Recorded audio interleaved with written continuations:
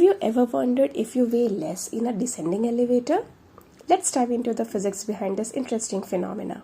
This elevator has an electric scale embedded in the floor to make sure it won't attempt to move with too heavy a load. What would it read if while you accelerated upward? What about when you were moving up at constant speed? The scale reads out the normal force it is applying to you, not the gravitational force acting on you.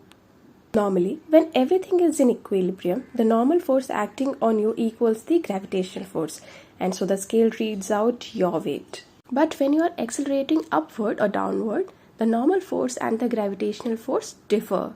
The gravitational force stays the same, but the normal force changes.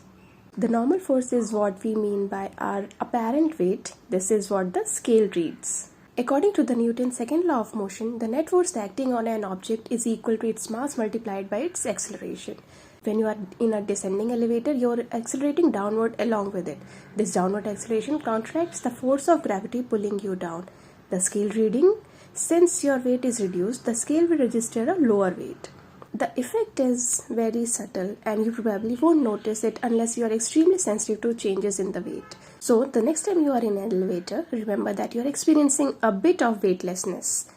It's a fascinating example of how physics work in our everyday lives. Subscribe to our channel for more science experiments and explanations.